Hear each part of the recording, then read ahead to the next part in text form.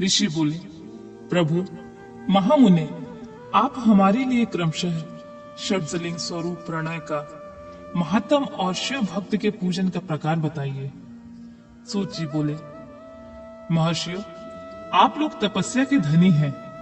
आपने यह बड़ा सुंदर प्रश्न उपस्थित किया है, किंतु इसका ठीक ठीक उत्तर महादेव ही जानते हैं, दूसरा कोई नहीं।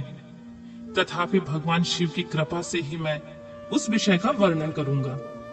वे भगवान शिव हमारी और आप लोगों की रक्षा का भारी भार बारंबार स्वयं ही ग्रहण करें। प्रणाम है प्रकृति से उत्पन्न संसार रूपी महासागर का। प्रणव इससे पार करने के लिए दूसरी नाव नव, इसलिए इस ओमकार के प्रणव को संज्ञा देते हैं। ओमकार अपने जप करने वाले साधुओं से कहता है, प्रपंच ना नहीं है, वह तुम लोगों के लिए। अतः इसी भाव को लेकर ज्ञानी पुरुष ओम को प्रणव नाम से जानते हैं, अर्थात यह सब तुम उपासकों को बलपूर्वक मोक्ष तक पहुंचा देगा। इसी अभिप्राय से भी इसे ऋषि मुनि प्रणव कहते हैं। अपना जप करने वाले योगियों के तथा अपने मंत्रों की पूजा करने वाले उपासक के समक्ष कर्मों का नाश करके यह दिव्य नूतन ज्ञान देता है, इसलिए इसका नाम प्रणव है। उन माया रहित महेश्वर को ही नव अर्थात नूतन कहते हैं। वे परमात्मा प्रकट रूप से नव अर्थात शुद्ध स्वरूप है, इसलिए प्रणव कहलाते हैं। प्रणव साधक को नव अर्थात नवीन कर देता है, इसलिए भी विद्वान पुरुष उसे प्रणव के नाम से जानते हैं, अथवा प्रकट रूप से नव दिव्य परमात्मा ज्ञान प्रकट करता है, इसलिए वह प्रणव है। प्रणव के दो भेद बताए गए हैं, स्थूल और सूक्ष्म। एक अक्षर रूप जो ओम है उसे सूक्ष्म प्रणव जानना चाहिए, और नमः शिवाय यह 5 अक्षर वाले मंत्र को स्थूल प्रणव मानना चाहिए। जिसमें 5 अक्षर व्यक्त नहीं है वह सूक्ष्म है, जिसमें 5 अक्षर संयुक्त रूप से व्यक्त है वह स्थूल है।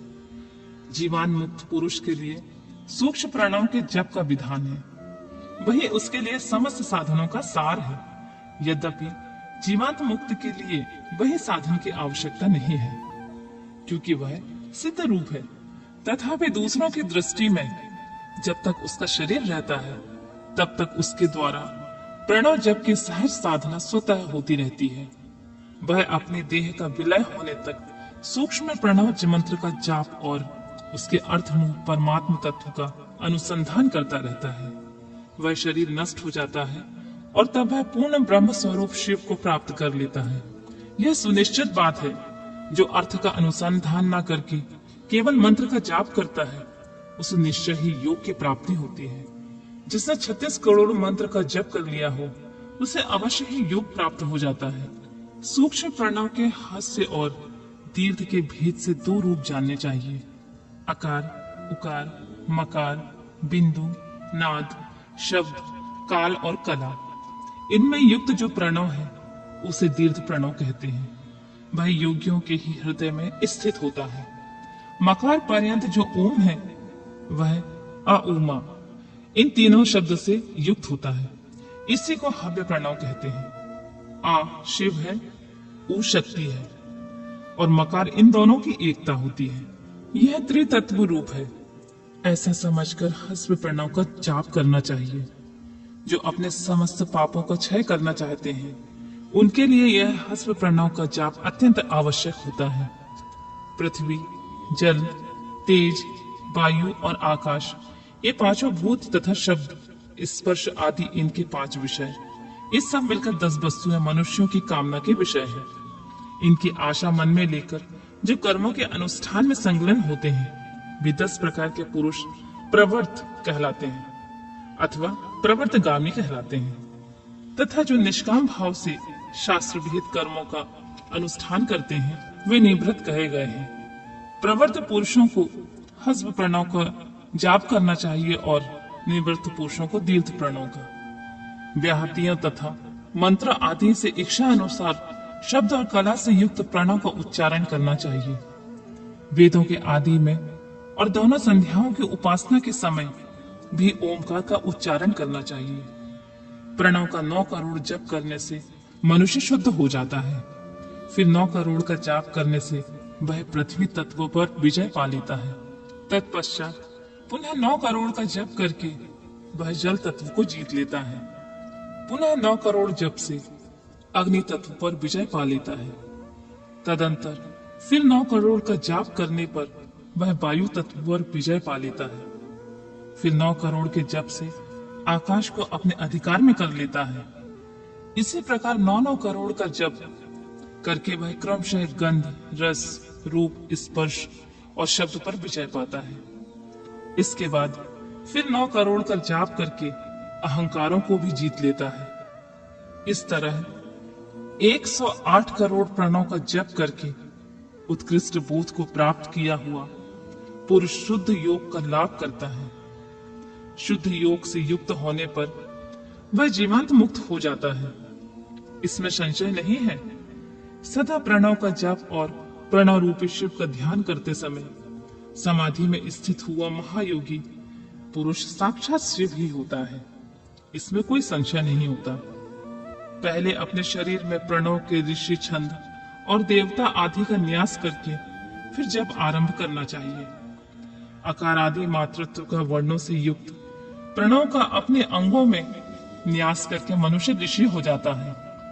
मंत्रों के 10 विध संस्कार, मातृका न्यास तथा षोडशोधन आदि के साथ संपूर्ण न्यास फल उसे प्राप्त होता है। प्रवृत्ति तथा प्रवृत्ति निवृत्ति से मिश्रित भाव वाले पुरुषों के लिए स्थूल प्राणों का जाप ही अभीष्ट साधक होता है। क्रिया, तप और जप के योग से शिव योगी 3 प्रकार के होते हैं, जो क्रमशः क्रिया योगी, तपो योगी और जप योगी कहलाते हैं, जो धन आदि वैभव से पूजा सामग्री का संचय करके हाथ आदि अंगों से नमस्कार आदि क्रिया करते हुए इष्ट देव की पूजा में लगा रहता है, वह क्रिया योगी कहलाता है। पूजा में संलग्न रहकर जो परिमित भोजन करता है, बाहरी इंद्रियों को जीतकर वश में किए रहता है और मन को भी वश में करके परिद्रोह आदि से दूर रहता है, वह तप योगी कहलाता है। इन सभी सद्गुणों से युक्त होकर जो सदा शुद्ध भाव से रहता है तथा समस्त काम आदि दोषों से रहित हो शांत चित्त से निरंतर जप किया करता है, उसे महात्मा पुरुष जप योगी मानते हैं। जो मनुष्य 16 प्रकार के उपचारों से शिव योगी महात्माओं की पूजा किया करता है, वह शुद्ध होकर सालों के आदि के क्रम से उत्तरोत्तर उत्कृष्ट मुक्ति को प्राप्त कर लेता है। द्विजो, अब मैं जप योग का वर्णन करता हूं, तुम सब लोग ध्यान देकर सुनो। तपस्या करने के लिए जप का उपदेश किया गया है, क्योंकि वह जप करते करते अपने आप को सर्वथा शुद्ध कर लेता है। ब्राह्मणों, पहले नमः पद हो, उसके बाद चतुर्थी विभक्ति में शब्द शिव हो, तो पज्जा तत्वात्मक तत्व नमः शिवाय मंत्र होता है। इसे शिव पज्जाक्षर कहते हैं। यह स्थूल प्रणव रूप है। इस पज्जाक्षर के जप से ही मनुष्य संपूर्ण सिद्धियों को प्राप्त कर लेता है। पज्जाक्षर मंत्र के आदि से ओमकार लगाकर ही सदा उसका जप करना चाहिए। दूजो, गुरु के मुख से पज्जाक्षर मंत्र का उपदेश पाकर जहां सुखपूर्वक निवास किया जाता है, ऐसी उत्तम भूमि पर महीने के पूर्व पक्ष में आरंभ करके कृष्ण पक्ष की चतुर्दशी तक निरंतर जप करता रहे। माघ और भादो के महीने अपना विशिष्ट महत्व रखते हैं। यह समय सब समयों से उत्तोत्तम माना गया है। साधक को चाहिए वह प्रतिदिन एक बार परिमित भोजन करे, मौन रहे, इंद्रियों को वश में रखे, अपने स्वामी और माता पिता की नित्य सेवा करे। इस नियम से रहकर जप करने वाला पुरुष एक सहस्त्र जप से ही शुद्ध हो जाता है, अन्यथा वह ऋणी होता है। भगवान शिव का निरंतर चिंतन करते हुए पज्जाक्षर मंत्र का 5 लाख का जप करे। जप काल में इस प्रकार ध्यान करे, कल्याणदाता भगवान शिव कमल के आसन पर विराजमान हैं। उनका मस्तक श्री गंगा जी तथा चंद्रमा की कला से सुशोभित है। उनकी बाईं जांघ पर आदि शक्ति भगवती उमा बैठी हैं। वहां खड़े हुए बड़े बड़े गण भगवान शिव की शोभा बढ़ा रहे हैं। महादेव जी अपने चारों हाथों में मृग मुद्रा, टंग तथा वर और अभय की मुद्राएं धारण किए हुए हैं। इस प्रकार सदा सब पर अनुग्रह करने वाले भगवान सदाशिव का बारंबार स्मरण करते हुए हृदय और सूर्यमंडल से पहले उनकी मानसिक पूजा करके फिर पूर्वाभिमुख हो जाकर पूर्वोक्त पंचाक्षरी विद्या का जाप करें। उन दिनों साधक सदा ही शुद्ध कर्म करे। जप की समाप्ति के दिन कृष्ण पक्ष की चतुर्दशी को प्रातः काल नित्य कर्म करके शुद्ध एवं सुंदर स्थान में शौच संतोष आदि नियमों से युक्त हो शुद्ध हृदय से पंचाक्षर मंत्र का 12 सहस्त्र जप करें। तत्पश्चात 5 सपत्नीक ब्राह्मणों को जो श्रेष्ठ और शिव भक्त हों वरण करें। इनके अतिरिक्त एक श्रेष्ठ आचार्य प्रवर का भी वरण करें और उसे साम्य सदाशिव का स्वरूप समझें। ईशान तत्पुरुष, अघोर, वामदेव तथा सज्जोजात, इन पांचों के प्रत्येक स्वरूप 5 ही श्रेष्ठ और शिव भक्त ब्राह्मणों को वरण करने के पश्चात पूजन सामग्री को एकत्रित करके भगवान शिव का पूजन आरंभ करें। विधि पूर्वक शिव की पूजा संपन्न करके होम आरंभ करें। अपने ग्रह सूत्र के अनुसार सुखांत कर्म करके अर्थात परिसमुहन, उपलेपन, उल्लेखन, मृदु उदरण, अभ्युक्षण, इन पज्य भू संस्कारों के पश्चात वेदी पर स्वामी मुख अग्नि को स्थापित करें। कुशक पिंडिका के अनंतर प्रज्वलित अग्नि में आज भगवंत आहुति देकर प्रस्तुति होम का कार्य आरंभ करें। कपिला गाय के घी से 11, 101 अथवा 1001 आहुतियां स्वयं ही दें, अथवा विद्वान पुरुष शिव भक्त ब्राह्मण से 108 आहुतियां दिलाएं। होम कर्म समाप्त होने पर गुरु को दक्षिणा के रूप में 1 गाय और 1 बैल देना चाहिए। ईशान आदि का प्रतीक रूप जिन 5 ब्राह्मणों को वरण किया गया हो उनके ईशान आदि का स्वरूप ही समझे तथा आचार्य को साम्य सदाशिव का स्वरूप माने। इसी भावना के साथ उनके चरण धोए और उनके चरणोदक से अपने मस्तक को सींचे। ऐसा करने से वह साधक अनगिनत तीर्थों में तत्काल स्नान करने का फल प्राप्त कर लेता है। उन ब्राह्मणों को भक्ति पूर्वक दशांश अन्न देना चाहिए। गुरु पत्नी को पराशक्ति मानकर उनका भी पूजन करें। ईशान आदि क्रम से उन सभी ब्राह्मणों का उत्तम अन्न से पूजा करके अपने वैभव विस्तार के अनुसार रुद्राक्ष, वस्त्र, बड़ा और पुआ आदि अर्पित करें। तदनंतर दिक्पाल को बलि देकर ब्राह्मणों को भरपूर भोजन कराएं। इसके बाद देवेश्वर शिव से प्रार्थना करके अपना जाप समाप्त करें। इस प्रकार पुरुषरण करके मनुष्य उस मंत्र को सिद्ध कर लेता है। फिर 5 लाख जप करने से समस्त पापों का नाश हो जाता है। तदनंतर पुनः 5 लाख जप करने पर अतल से लेकर सत्यलोक तक 14 भुवनों पर क्रमशः अधिकार प्राप्त हो जाता है। यदि अनुष्ठान पूर्ण होने से बीच में साधक की मृत्यु हो जाती है तो वह परलोक में उत्तम भोग भोगने के पश्चात पुनः पृथ्वी पर जन्म लेकर पंचाक्षर मंत्र के जप का अनुष्ठान करता है। समस्त लोगों का ऐश्वर्य पाने के पश्चात वह मंत्र को सिद्ध करने वाला पुरुष यदि पुनः 5 लाख जप करे तो उसे ब्रह्मा जी का सामीप्य प्राप्त होता है। पुनः 5 लाख जप करने से सारूप्य नामक ऐश्वर्य प्राप्त होता है। 100 लाख जप करने से वह साक्षात ब्रह्मा के समान हो जाता है। इस तरह कार्य ब्रह्मा का सामुच्चय प्राप्त करके वह ब्रह्मा का प्रलय होने तक उस लोक में यथेष्ट भोग भोगता है। फिर दूसरे कल्प का आरंभ होने पर वह ब्रह्मा जी का पुत्र होता है। उस समय फिर तपस्या करके दिव्य तेज से प्रकाशित हो वह क्रमशः मुक्त हो जाता है। पृथ्वी आदि कार्य स्वरूप भूतों द्वारा पाताल से लेकर सत्यलोक पर्यंत ब्रह्मा जी के 14 लोक क्रमशः निर्मित हुए हैं। सत्यलोक से ऊपर क्षमालोक तक जो 14 भुवन है वे भगवान विष्णु के लोक हैं। क्षमालोक से ऊपर सुचिलोक पर्यंत 28 भुवन स्थित हैं। सुचिलोक के अंतर्गत कैलाश में प्राणियों का संहार करने वाले रुद्रदेव विराजमान है। सूर्यलोक से ऊपर अहिंसा लोक पर्यंत 56 भुवनों की स्थिति है। अहिंसा लोक का आश्रय लेकर जो ज्ञान कैलाश नामक नगर शोभा पाता है, उससे कार्यभूत महेश्वर सबको आदर्श करके रहते हैं। अहिंसा लोक के अंत में काल चक्र की स्थिति है। यहाँ तक महेश्वर के विराट स्वरूप का वर्णन किया गया है। वहीं तक लोकों का तिरोधान अथवा लय होता है। उससे नीचे कर्मों का भोग है और उससे ऊपर ज्ञान का भोग है। उसके नीचे कर्म माया और उसके ऊपर ज्ञान माया। अब मैं कर्म माया और ज्ञान माया का तात्पर्य बता रहा हूं। माँ का अर्थ है लक्ष्मी। उससे कर्म भोग यात प्राप्त होता है, इसलिए वह माया अथवा कर्म माया कहलाती है।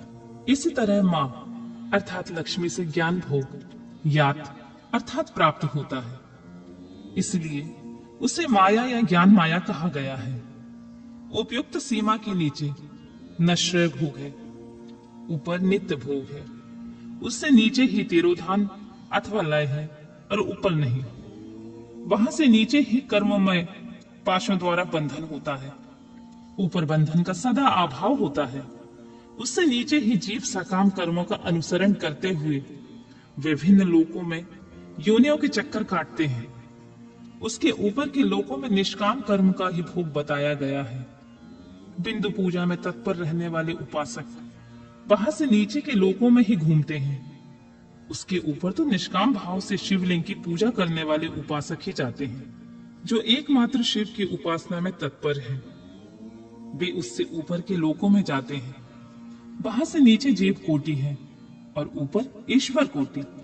नीचे संसारी जीव रहते हैं और ऊपर मुक्त पुरुष। नीचे कर्म लोक है और ऊपर ज्ञान लोक। ऊपर मद और अहंकार का नाश करने वाली नम्रता है। वहां जन्म जनित तिरोधान नहीं है। उसका निवारण किए बिना वहां किसी का प्रवेश संभव नहीं है।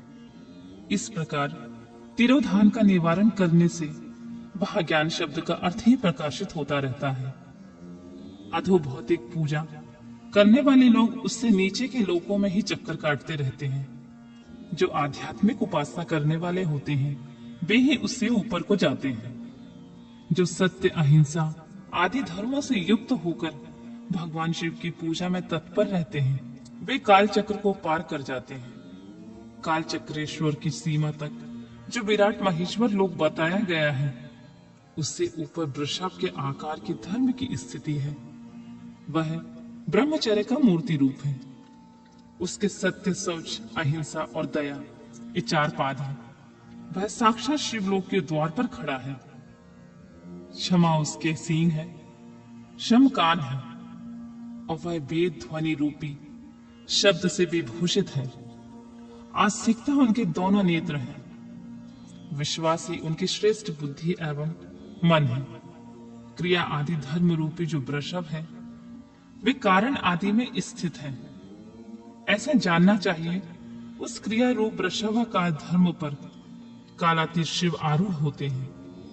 ब्रह्मा, विष्णु और महेश्वर की जो अपनी अपनी आयु है, उसी को दिन कहते हैं। जहां धर्म रूपी वृषभ की स्थिति है, उससे ऊपर ना दिन है और ना रात्रि है। वहां जन्म मरण आदि भी नहीं है। वहां फिर से कारण स्वरूप ब्रह्मा जी के कारण सत्यलोक पर्यंत 14 लोक स्थित हैं, जो पज्जा भौतिक गंध से आदि से परे हैं। उनकी सनातन स्थिति है। सूक्ष्म गंध ही उनका स्वरूप है। उनमें ऊपर फिर कारण रूप विष्णु के 14 लोक स्थित हैं। उनमें भी ऊपर फिर कारण रूपी रुद्र के 28 लोकों की स्थिति मानी गई है। फिर उनमें भी ऊपर कारणेश शिव के 56 लोक विद्यमान हैं। तदनंतर शिव सम्मत ब्रह्मचार्य लोक हैं। फिर 5 आभरणों से युक्त ज्ञानमय कैलाश है, जहाँ 5 मंडलों, 5 ब्रह्म कलाओं और आदि शक्ति से संयुक्त आदिलिंग प्रतिष्ठित है।